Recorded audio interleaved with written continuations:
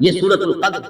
یہ ہے در حقیقت نزول قرآن کا جو وقت ہے جو معین کیا اللہ تعالیٰ نے، کب یہ قرآن اس کا آغاز ہوا نزول کا، یا پورا قرآن جو ہے لوح محفوظ سے سماع دنیا تک اتار دیا گیا۔ اور سورۃ البینہ کا مقصد، سورہ کا مرکزی مضمون کیا ہے کہ مقصد رسالت کا اللہ کے رسول کیوں بھیجے؟ لم یکن الذین کفروا من اہل الکتاب والمشرکین منفکین حتی تأتیہم البینہ رسول من اللہ یتلو صحفا مطہرۃ فیہا کتب۔ تو یہ چہار سورہ جو ہے اس کے لیے نبوت و رسالت کا عنوان نہاد ہے۔ اس کے بعد پھر جو چار سورتیں آنے والی ہیں، پھر وہ چہار سورہ انذار آخرت، سورۃ الزلزال، اذا زلزلت الارض زلزالها واخرجت الارض اثقالها وقال الانسان، اس کے بعد سورۃ العادیات، پھر سورۃ القارعہ، القارعہ ما القارعہ وما ادراک ما القارعہ، اس کے بعد سورۃ التکاثر، الہاکم التکاثر حتی زرتم المقابر کلا سوف تعلمون ثم کلا سوف تعلمون۔ یہ گویا کہ انذار آخرت پر چار سورتیں مشتمل ہیں۔ تو ان پانچ چہار سوروں میں اول و آخر مضمون یکساں ہوگا، وہ بھی آخرت سے متعلق سورۃ التکویر، سورۃ الانفطار، سورۃ الانشقاق اور سورۃ التطفیف، اور یہ بھی سورۃ الزلزال، پھر سورۃ العادیات، پھر سورۃ القارعہ، پھر سورۃ التکاثر۔ تو اول و آخر کا مضمون وہی ہے کہ جو اس تمام گروپ کا مرکزی عمود ہے، انذار آخرت۔ لیکن درمیان میں یہ تین چہار سورے جو آئے ہیں، ان میں حکیمانہ مضامین ہے، نبوت و رسالت کے مقاصد کا تذکرہ ہے، پھر یہ کہ نور و ظلمت جو باطن میں بھی ہے اور خارج میں بھی، اس کے حوالے سے نہایت معرفت اور حکمت کے موتی ہے قیمتی کہ جو اس جہاز میں رہنے آیا۔ اب اس تمہید کے بعد صرف یہ نوٹ کر لیجئے کہ سورۃ القدر کا جوڑا جو ہے اصل میں وہ سورۃ البینہ ہے۔ ان میں کیا نسبت ہے؟ سورۃ القدر جو ہے وہ آغاز نزول قرآن کے ذکر پر مشتمل ہے، انا انزلناہ فی لیلۃ القدر، اور سورۃ البینہ مقصد نزول قرآن پر مشتمل، کیوں نازل کیا گیا ہے؟ معاذ اللہ، میں صرف بات واضح کرنے کے لیے لفظ استعمال کر رہا ہوں، یہ اللہ کی کوئی ہابی نہیں ہے، کتابیں اتارنا ہے کوئی اللہ کا شغل نہیں، مشغلہ ہے، کیوں اتارا ہے؟ مقصد ہے عظیم، تاکہ دودھ کا دودھ اور پانی کا پانی جدا ہو، تاکہ منفق ہو جائیں جنہوں نے کفر کیا، جن کے اندر کجی ہے، جن میں زہر ہے، جن کے اندر خباثت ہے، وہ علیحدہ ہو، حتی یمیز الخبیث من الطیب، جن کی فطرت سلیم ہے، صالح ہے، وہ علیحدہ ہو جانا۔ لم یکن الذین کفروا من اہل الکتاب والمشرکین حتی تأتیہم البینہ، یہ تمییز نہیں ہو سکتی تھی جب تک کہ بینہ نہ آ جائے، اور بینہ کیا ہے؟ رسول من اللہ یتلو صحفا مطہرۃ فیہا کتب قیمہ، وہ جو نقشہ مولانا حالی نے کھینچا ہے کہ اتر کر حرا سے کوئی قوم آیا اور ایک نسخہ کیمیا ساتھ آئے، یہ دونوں مل کر رسول اور کتاب دونوں مل کر بینہ۔ ایک بات ان دونوں کے مابین جو قدر مشترک کے طور پر ہے اسے نوٹ کر لیجئے کہ ان دونوں کے بارے میں اختلاف ہے کہ یہ مکی ہے یا مدنی۔ اگرچہ سورۃ القدر کے بارے میں غالب رجحان جو ہے وہ یہ ہے کہ یہ مکی ہے، لیکن رائے موجود ہے کہ یہ مدنی۔ سورۃ البینہ کے بارے میں غالب رجحان یہ ہے کہ یہ مدنی ہے، لیکن یہ رائے بھی موجود ہے کہ یہ مکی ہے۔ یہاں تک کہ ام المومنین حضرت عائشہ صدیقہ رضی اللہ تعالی عنہا کی رائے یہ آئی ہے کہ یہ بھی مکی سورت، مدنی نہیں ہے، اگرچہ اس کا جو انداز ہے، اس میں جو الفاظ استعمال ہوئے ہیں، اس کا جو اسلوب ہے وہ یقیناً بہت مشابہ ہے مدنی صورتوں کے ساتھ۔ اہل کتاب کا ذکر خاص طور پر یہ جو ہے زیادہ جلی انداز میں جو آیا ہے وہ تو مدنی صورتوں میں آیا ہے، لیکن یہ کہ یہ رائے موجود ہے، اور سب سے بڑھ کر میرے نزدیک اہمیت کی حامل بات یہ ہے کہ ام المومنین حضرت عائشہ صدیقہ رضی اللہ تعالیٰ عنہ کی رائے ہے، لیکن ان دونوں میں قدر مشترک کے طور پر صرف اس میں ذکر کر رہا تھا کہ یہ بات بھی ہے کہ دونوں میں اختلاف ہے، دونوں کے بارے میں کہ آیا یہ مکی صورتیں ہیں دونوں یا مدنی صورتیں۔ میرے نزدیک جو چیز راجح ہے، کیونکہ یہ دونوں اقوال موجود ہیں سلف کے، اب ہمارے لیے صرف ترجیح کا مسئلہ ہے کہ ہم کس کو راجح سمجھتے ہیں، کس کو مرجوح۔ میرے نزدیک راجح یہی ہے کہ یہ دونوں صورتیں مکی ہیں،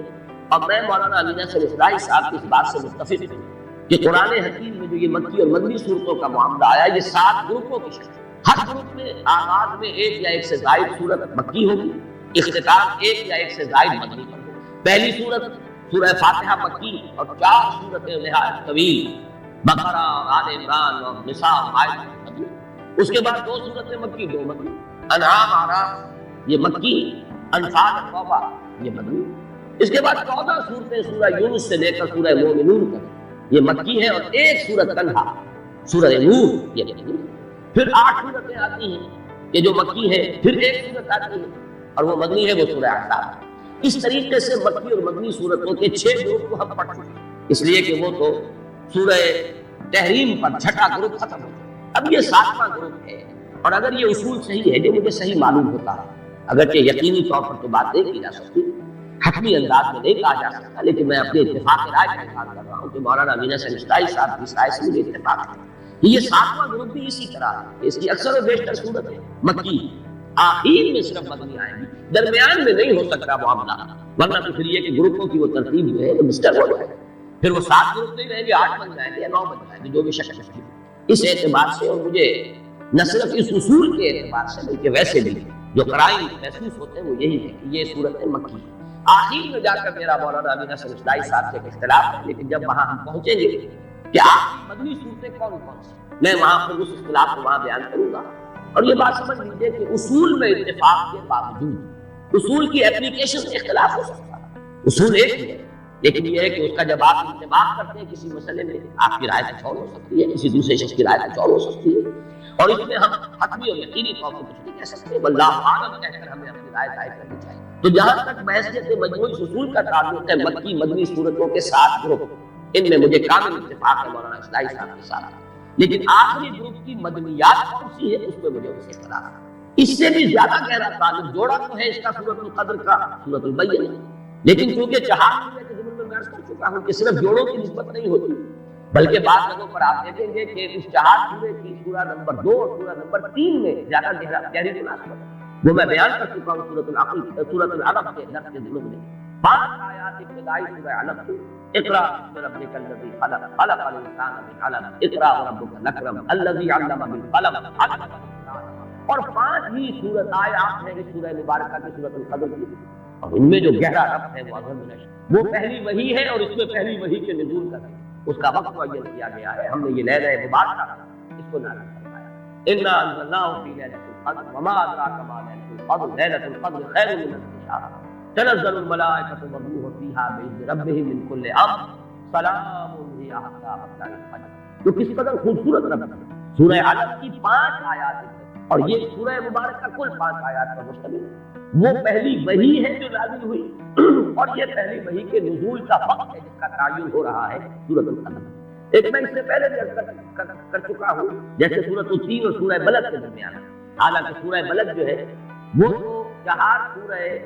دعوت و حکمت سے متعلق ہے، اس کی آخری سورت ہے 4تھی سورت، اور سورۃ التین جو ہے وہ 4 سورہ نبوت و رسالت کی پہلی سورت ہے، لیکن ان کے مابین بڑا گہرا ربط ہے، جو قسمیں ہیں، لا اقسم بهذا البلد وانت حل بهذا البلد ووالد وما ولد لقد خلقنا الانسان في والتين والزيتون وطور سينين وهذا البلد الامين لقد خلقنا الانسان في احسن تقويم۔ تو معنوی اعتبار سے بہت مشابہت اور مناسبت اور بہت گہرا ربط جو ہے سورہ بلد اور سورۃ التین کے مابین، بالکل اسی طرح یہاں نوٹ کر لیجئے کہ ایک ربط ثالث جو ہے اس سورۃ القدر کا، ایک ربط تو ہے جوڑے ہونے کی نسبت سے سورہ بینہ کے ساتھ، ایک ربط ہے 4 سورہ کے اعتبار سے سورۃ العلق کی ابتدائی 5 آیات کے ساتھ، یہ ربط ثالث ہے، یہ 3rd ڈائمنشن ہے اس کے مضامین کے ربط کا، اور وہ آپ نے نوٹ کر لیا ہوگا، میں نے ابتدا میں تلاوت کی ہے سورۃ القدر کی،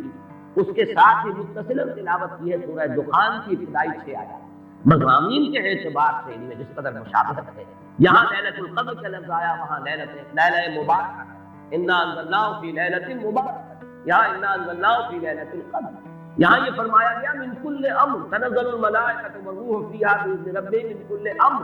وہاں فرمایا فیہا یفرق کل امر حکیم امرا من عندنا انا کنا مرسلین۔ تو مضامین کے اعتبار سے اور وہ جو اصول میں نے بارہا بیان کیا ہے کہ اہم مضامین قرآن حکیم میں کم سے کم 2 جگہ ضرور آئے، بڑی گہری مشابہت، تو یہ مضمون جو ہے وہ لیلہ مبارکہ، لیلۃ القدر جو ہے اس کا ذکر، اس کی عظمت کا بیان، یہ قرآن مجید میں ان 2 مقامات پر آ رہا ہے، مصحف میں تو بہت فخر ہے، کہاں سورہ دخان 25ویں پارے میں، کہاں یہ آخری پارے میں سورۃ القدر، گویا کہ کافی بوجھ ہے مصحف کے اعتبار سے، لیکن مضامین کے اعتبار سے نہایت قریبی ربط ہے، بہت گہری نشانہ۔ اب آئیے ان تمہیدی مضامین کے بعد ہم سورہ مبارکہ کا لفظ بلفظ مطالعہ کریں۔ انا انزلناہ فی لیلۃ القدر، یا نوٹ کیجئے قرآن حکیم میں اللہ تعالیٰ نے اپنی ذات کے لیے کہیں تو واحد کا صیغہ استعمال کیا، اننی انا اللہ لا الہ الا انا فاعبدنی واقم الصلاۃ لذکری، یہ سب واحد، کہیں جمع کا صیغہ آتا ہے، انا انزلناہ فی لیلۃ القدر انا فتحنا لک فتحا مبینا انا نحن نزلنا الذکر وانا لہ لحافظون انا اعطیناک الکوثر۔ تو اس میں ظاہر بات ہے کہ اگرچہ یہ مفرد ہے انی اور یہ انا جو ہے جمع کا صیغہ ہے، لیکن یہ اظہر من الشمس ہے کہ اس میں اللہ تعالیٰ کی ذات میں کوئی تعدد یا تکثر کا کوئی سوال نہیں، معاذ اللہ ثم معاذ اللہ، کوئی کثرت نہیں ہے، وہ تو وحدت مطلقہ، ذات باری تعالیٰ وحدت مطلقہ، جس سے بڑی وحدت اور جس سے گہری وحدت کا ہم تصور نہیں۔ لہٰذا یہاں پر جمع کا صیغہ اس لیے آیا، یہ عربی زبان کا اسلوب ہے کہ جیسے شاہانہ انداز کا کلام ہوتا ہے، یہ ہم جو ہے در حقیقت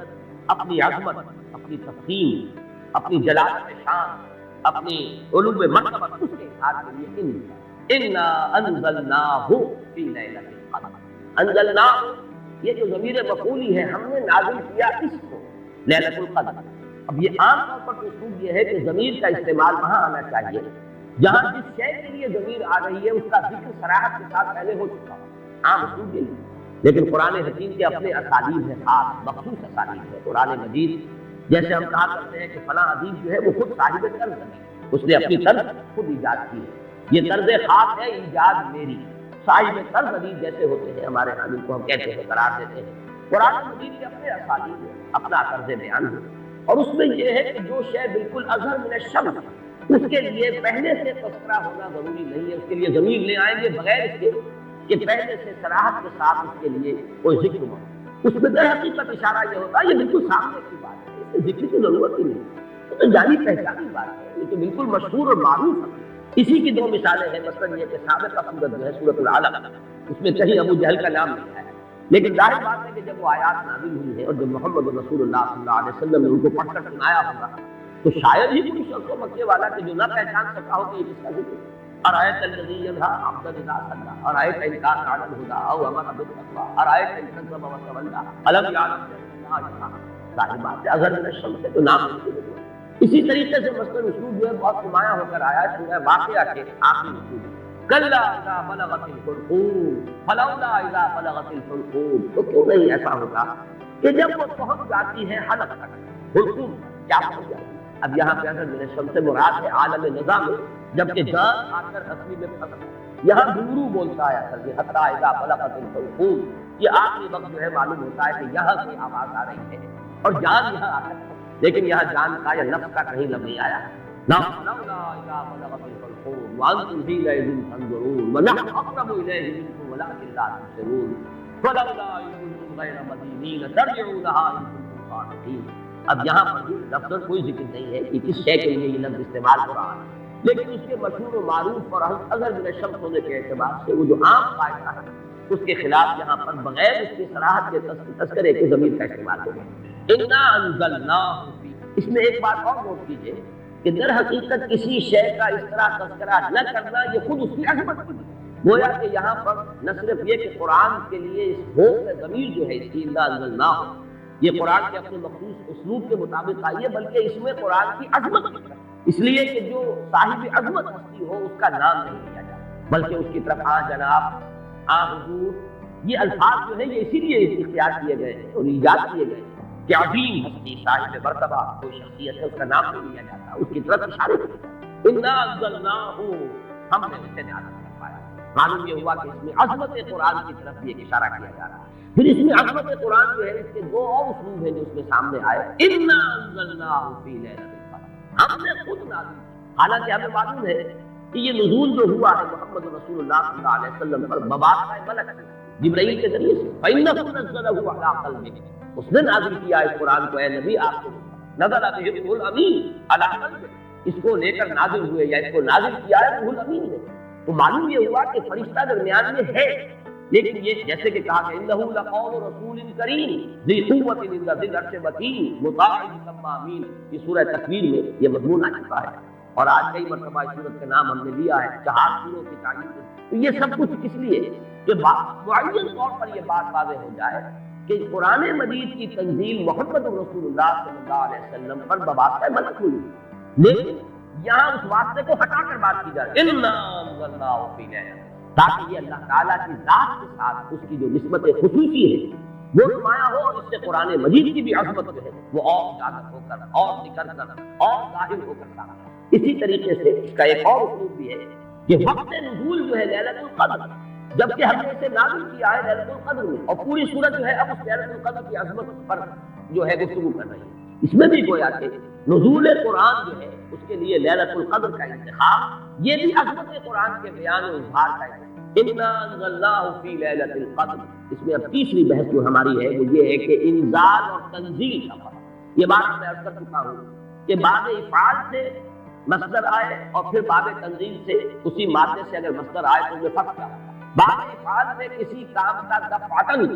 ایک ہی مرتبہ یک بارگی جسے ہم کہتے ہیں کام کو مکمل، باب تفعیل میں تدریجاً، یہ تدریج خود جو ہے تفعیل کے وزن پر ہے، تدریجاً تھوڑا تھوڑا کر کے کسی کام کو بڑے اہتمام کے ساتھ، اس لیے کہ جب اہتمام ہوتا ہے اور جب اس کی خاص توجہ ہوتی ہے تو رفتار کم ہو جائے، اور جب کہیں کسی کام کو بس تیزی سے کر دیا جائے تو پھر اتنی توجہ کی ضرورت نہیں ہوتی۔ اس میں مثال جو ہے بہت نمایاں اعلام اور تعلیم۔ اعلام کے معنی خبردار کر دینا، بتا دینا، بس بتا دینا۔ اب تمہاری سمجھ میں آیا ہے تو آیا ہے، نہیں آیا تو نہیں آیا، اگر آیا ہے تو ٹھیک ہے، نہیں آیا تو دفع ہو۔ ہمارا کام تھا بتا دینا، ہم نے بتا دیا، یہ اعلام ہے، بتا دینا اعلام۔ تعلیم ہے ذہن نشین کرنا، اتارنا، بٹھانا، سمجھانا، تھوڑا تھوڑا کر کے بٹ بائی بٹ، پھر یہ دیکھنا کہ یہ بات سمجھ میں آ گئی تو اگلا قدم، یہ بھی اگر سمجھ میں آ گئی تو اگلی بات، یہ تعلیم۔ تو اسی طریقے سے جو اعلام اور تعلیم کا فرق ہے وہی فرق ہے انزال اور تنزیل۔ اور یہ الفاظ کو قرآن مجید میں اگرچہ کہیں کہیں استثناءات ہیں، لیکن آپ کو معلوم ہے کہ یہ تو اصول ہے دنیا میں ہر جگہ پر، ایکسیپشنز پروو دی رول۔ اگر کہیں استثناءات آ جائے تو اس سے قانون جو ہے اور کلیات ٹوٹتے نہیں ہیں بلکہ اور موقت ہے۔ تو یہ بات نوٹ کر لیجیے کہ استثناءات تو اگرچہ ہیں انزال اور تنزیل کے استعمال میں، لیکن یہ کہ بالعموم یا یوں کہیے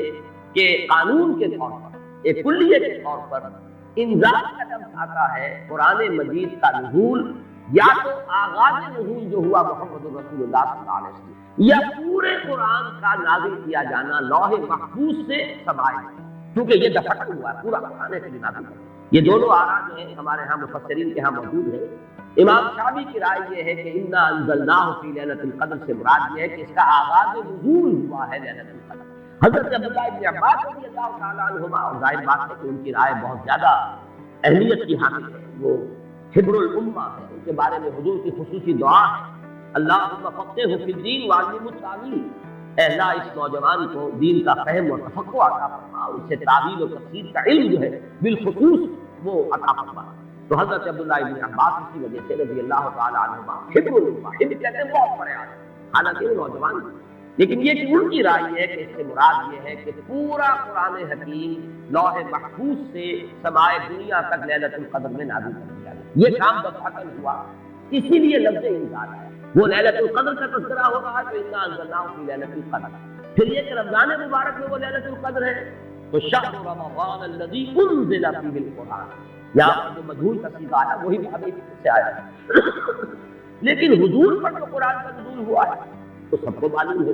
کہ 22 برس میں اس کی تکمیل ہوئی ہے، تھوڑا تھوڑا کر کے نازل ہوا ہے۔ پہلی آیتیں 5 نازل ہوئی جو ہم پڑھ چکے ہیں پچھلے درس میں، اس کے بعد 7 آیتیں نازل ہوئی سورہ نون کی، اس کے بعد 7 آیتیں نازل ہوئی سورہ مزمل کی، اس کے بعد 7 آیتیں نازل ہوئی سورہ مدثر کی، اس کے بعد 7 آیتوں پر مشتمل نازل ہوئی سورہ فاتحہ، اس کے بعد 5 آیتیں پر مشتمل سورت نازل ہوئی سورۃ اللہ۔ تو یہ نجمن یہ تقریباً 22 برس میں جا کر اس کی تکمیل ہوئی ہے تنزیل۔ اب یہاں سے تنزیل فَإِنَّهُ نَزَّلَهُ عَلَىٰ قَلْبِكَ، اے محمد آپ کے قلب پر جو ہے یہ تنزیل کے طور پر آیا ہے، نجمن آیا ہے، تھوڑا تھوڑا کر کے آیا ہے، رفتہ رفتہ آیا ہے، تدریجاً آیا ہے۔ بلکہ یہ بحث تو کئی بار آ چکی ہے کہ حضور کو تو اشتیاق رہتا تھا، آپ چاہتے تھے کہ جلدی جلدی قرآن نازل ہو، اور آپ جو ہے شکوہ بھی کرتے تھے حضرت جبرائیل سے کہ آپ دیر سے اور وقفہ ڈال کر آئے، جس کی کہ پھر قرآن مجید میں ہی مشہور ہے سورہ مریم میں، تو ان کی طرف سے ایک وضاحت آئی ہے وَمَا نَتَنَزَّلُ إِلَّا بِأَمْرِ رَبِّكَ، اور پھر اس کے علاوہ دوسرے مقام پر وَلَا تَعْجَلْ بِالْقُرْآنِ مِن قَبْلِ أَن يُقْضَىٰ إِلَيْكَ وَحْيُهُ، اے نبی جلدی نہ کیجیے، قرآن مجید کی آپ پر تنزیل جو ہے اس کے اندر جو وقت اور جو اس کے اندر وقفے ہیں یہ اللہ تعالیٰ کی حکمت کے تحت ہے، اور ان کے اندر حکمت نعمت ہے، لہٰذا آپ نزول ہے وَلَا تَعْجَلْ بِالْقُرْآنِ مِن قَبْلِ أَن يُقْضَىٰ إِلَيْكَ وَحْيُهُ۔ تو اس اعتبار سے نوٹ کر لیجئے کہ تنزیل جو ہے وہ محمد الرسول اللہ صلی اللہ علیہ وسلم پر نزول قرآن کے لیے، اور انزال ہے قرآن مجید کا دفعتاً نازل، اور اس میں میں یہ سمجھتا ہوں کہ زیادہ جو قوی رائے ہے وہ حضرت عبداللہ بن عباس رضی اللہ تعالیٰ عنہما کی ہے کہ یہاں جس انزال کا ذکر کیا جا رہا ہے وہ لوح محفوظ، اور یہاں ذرا دیکھ لیجیے قرآن مجید میں لوح محفوظ کے لیے 2 الفاظ اور بھی ہیں، انہ فی ام الکتاب لدینا لعلی حکیم، یہ ام الکتاب ہے، وہ ہے اصل جڑ، وہ ہے اصل کتاب۔ یہ تو نقول ہے، جیسے کہ میں نے بارہا کہا ہے کہ فیصلہ جو ہے جج کے ہاتھ میں لکھا ہوا محفوظ ہے، آپ نقل وہ نقل مطابق اصل جو ہے وہ آپ کو مل جائے گی، لیکن یہ کہ اصل فیصلہ تو وہ ہے جو جج نے اپنے ہاتھ میں لکھا ہے اور وہ محفوظ ہے۔ اسی طریقے سے اصل قرآن کو جس کو کہا گیا فی کتاب مکنون لا یمسہ الا المطہرون، تو کتاب مکنون، لوح محفوظ، ام الکتاب، یہ تین جو ہے مختلف اسلوب ہے اس حقیقت کو بیان کرنے کے لیے کہ وہ عالم امر میں، وہ ساتویں آسمان سے بھی اوپر کہیں کوئی ہے جس کی حقیقت اس وقت ہم نہیں سمجھ سکتے، وہ لوح محفوظ ہے، وہ ام الکتاب ہے، وہ کتاب مکنون ہے، وہاں سے یہ پورا قرآن نازل کر دیا گیا دفعۃ واحدہ، جملۃ واحدہ، لیلۃ القدر میں، کہ جو کہ رمضان مبارک کی ایک شب تھی، سمائے دنیا تک، وہاں سے پھر فرشتے نے اس کو تدریجاً جو بھی اس کے نزول کے لیے حکمت معین تھی اللہ تعالیٰ کے علم میں، اس کے مطابق اس کو نازل کیا محمد رسول اللہ صلی اللہ علیہ وسلم۔ البتہ یہ رہا ہے کہ اس سے مراد آغاز نزول ہے، یہ بھی لفظی اعتبار سے اس کے اندر کوئی تضاد نہیں ہوگا، اس لیے کہ آغاز نزول میں جو آیات نازل ہوئی ہیں وہ تو دفعۃ واحدہ نازل ہوئی۔ اقرأ باسم ربک الذی خلق، خلق الانسان من علق، اقرأ وربک الاکرم الذی علم بالقلم، علم الانسان ما لم یعلم۔ تو یہ تو ظاہر ہے کہ ایک ہی وقت میں 5 آیات نازل ہوئی، لہذا امام شافعی کی رائے جو ہے وہ بھی یہاں تک کہ لغوی بحث ہے، اس کے اعتبار سے اس کو رد نہیں کیا جا سکتا، لیکن یہ کہ جیسا کہ میں نے عرض کیا ہمارے لیے زیادہ اہمیت کا قول جو ہے وہ حضرت عبداللہ بن عباس کا ہے رضی اللہ تعالیٰ عنہما۔ اب آئیے لیلۃ القدر، انا انزلناہ فی لیلۃ القدر، اس میں قدر سے مراد کیا ہے؟ قدر کی رات۔ بعض حضرات نے تو بڑی آسانی کی ہے کہ ترجمے میں کہہ دیا ہم نے اسے شب قدر میں نازل کیا، ظاہر بات ہے کہ ترجمے میں تو آسان ہے، لیل کی جگہ شب کا لفظ لے آئیے اور اس کے ساتھ قدر کے لفظ کو جو کا تو رکھ دیجیے۔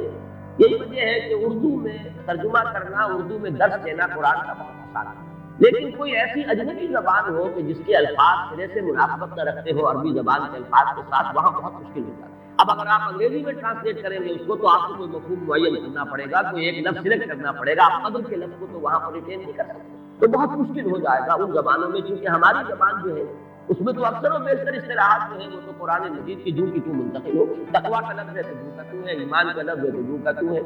اس اعتبار سے اردو میں ترجمہ یا اردو میں درس قرآن دینا بہت آسان ہے، لیکن کسی اور زبان میں جس کا کوئی بھی ربط نہ ہو اردو کے ساتھ، عربی کے ساتھ، فارسی کے ساتھ، بہت مشکل ہے۔ اس قدر سے مراد کیا ہے؟ اس کے ضمن میں 3 آراء ہے کہ جو ملتی ہیں، 2 بہت مشہور ہیں، تیسری ذرا ایک شاذ رائے ہے، لیکن یہ کہ بہرحال جو بھی میں چاہتا ہوں کہ آپ کے علم میں آ جائے۔ قدر سے مراد ایک تو یہ ہے کہ یہ تقدیر الامور، یہ رات وہ ہے کہ جس میں 1 سال کے لیے مقادیر اور تقدیروں کا تعین ہوتا ہے۔ اگرچہ ایک لفظ میں نے استعمال غلط کر دیا جملے میں، تعین تو وہ ہو چکا ہے ازل، اللہ تعالیٰ کے علم ازلی میں تو وہ چیزیں پہلے سے موجود ہیں، کب کس وقت کس شے کو ظہور پذیر ہونا، کب کس وقت کس جگہ کون سا واقعہ ظاہر ہوگا، لیکن یہ ہے کہ وہ تو اللہ کا علم قدیم ہے، علم کی حد تک وہ علم قدیم ہے، وہ تو ہمیشہ سے شے جو ہے موجود ہے اللہ کے علم قدیم میں، لیکن یہ کہ ہر سال کا معلوم ہوتا ہے کہ جیسے ہمارے ہاں ایک مفہوم ہے بجٹ سیشن ہے، سال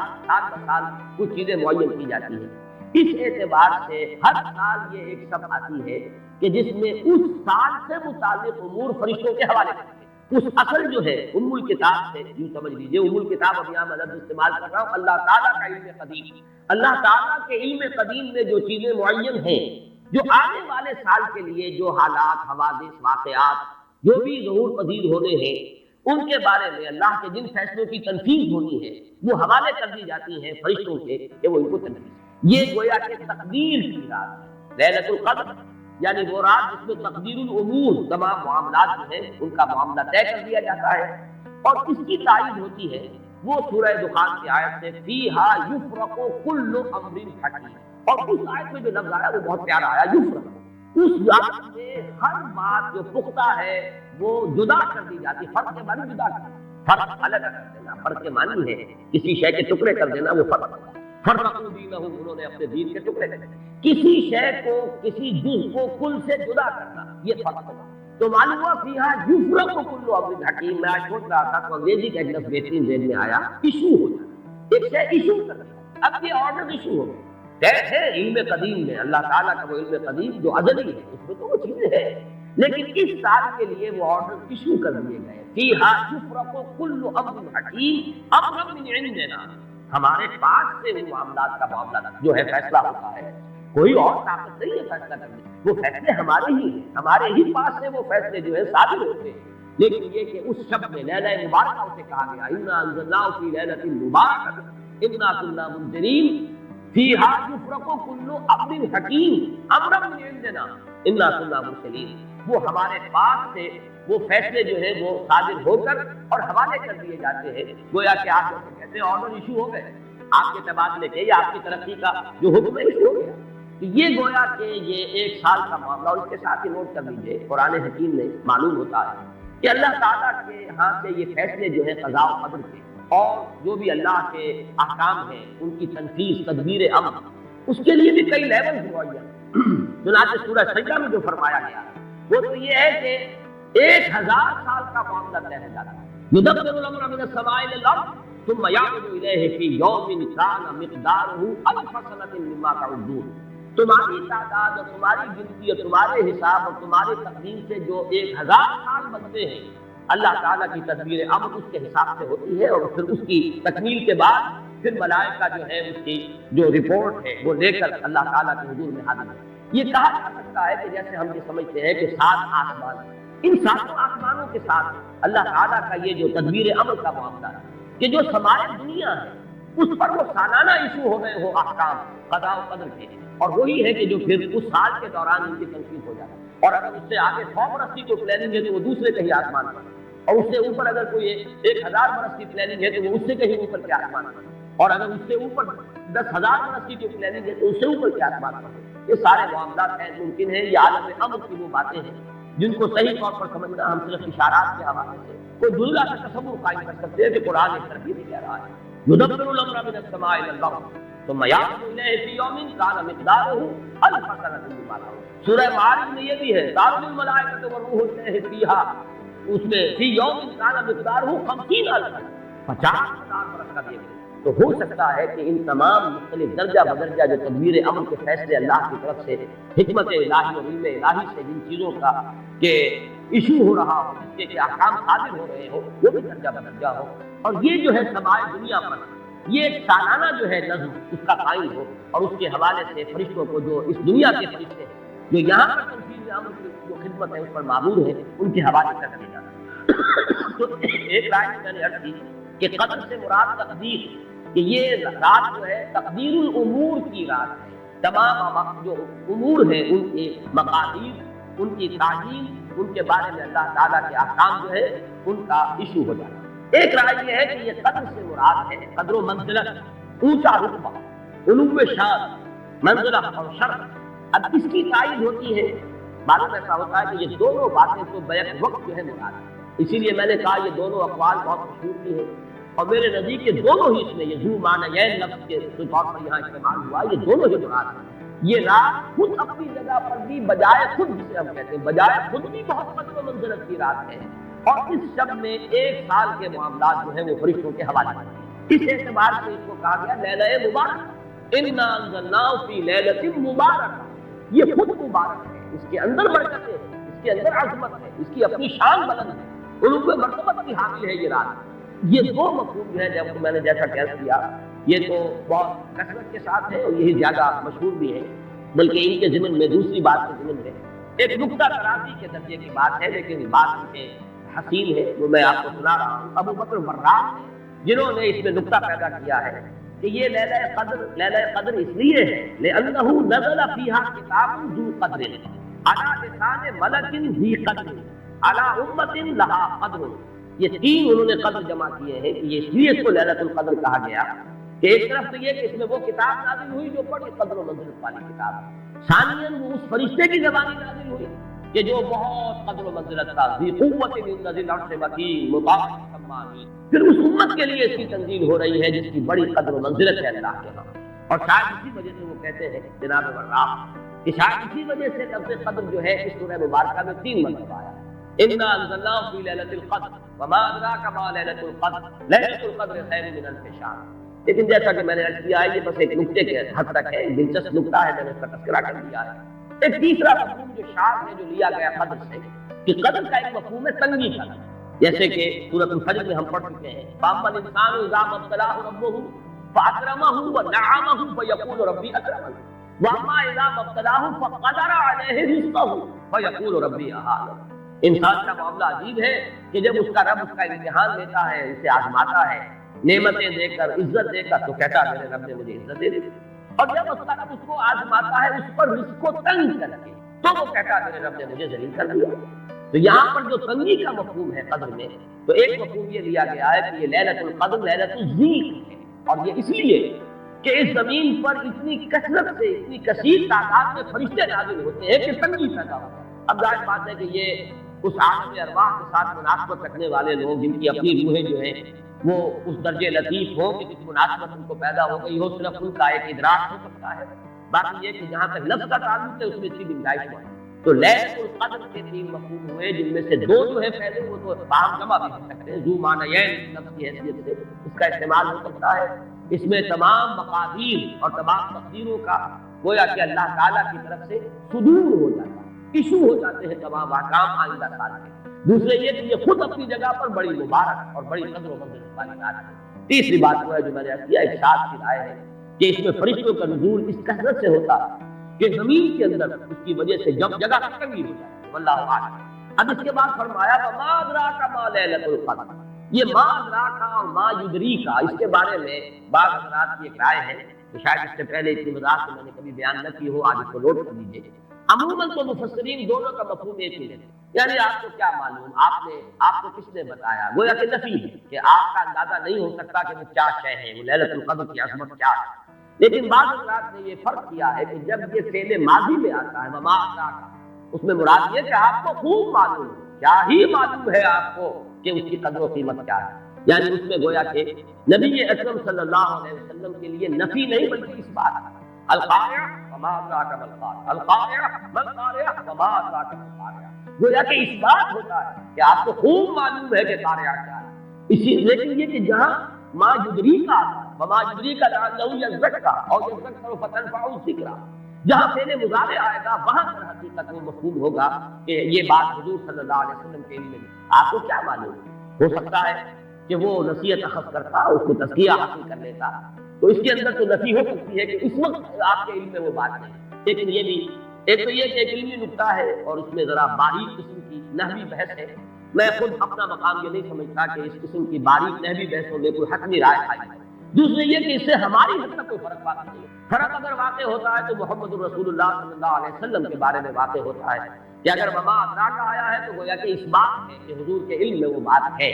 اور وما یدریک ہے تو گویا کہ اس میں نفی ہے کہ وہ بات حضور کے علم میں نہیں ہے۔ لیکن ہمارے لیے تو دونوں حالتوں میں نفی ہی نفی ہے، ہمیں کیا بات ہے، قارعہ کی اصل حقیقت ہمیں کیا اندازہ ہو سکتا ہے، لیلۃ القدر کی اصل عظمت کا ہمیں کیا اندازہ ہو سکتا ہے، قرآن کی عظمت و فضیلت کا ہمیں کیا اندازہ ہو سکتا ہے۔ ہمارے اعتبار سے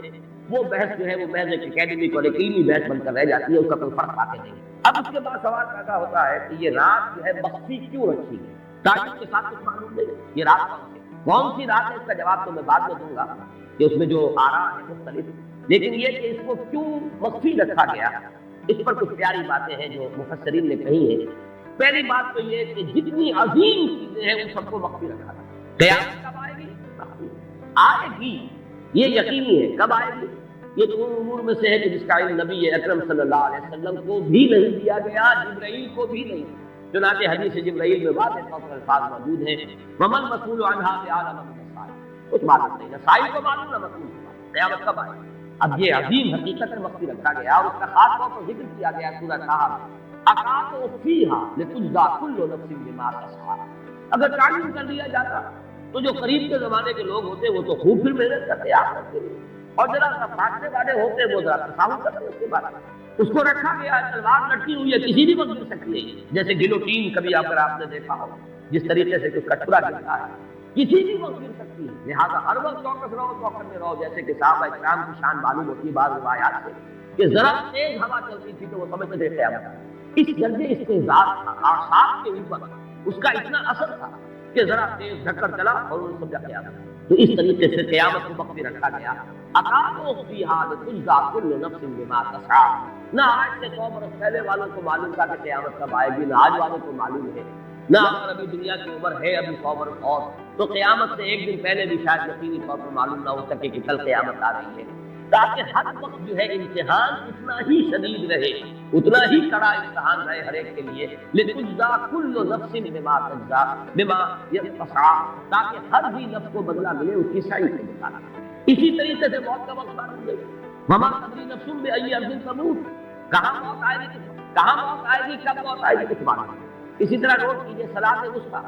حافظوا علی الصلوات والصلاۃ الوسطیٰ، معین نہیں اس کے لیے آرا رکھتے ہیں، اکثر آرا جمع ہو گئی ہے صلاۃ العصر کے بارے میں، لیکن تعین سے حتمی طور پر نہیں کہہ سکتے۔ یہ رائے ہے کہ کوئی بھی معین نہیں، تمام نمازیں جو ہے وہ صلاۃ الوسطیٰ کے حکم میں بہترین نماز،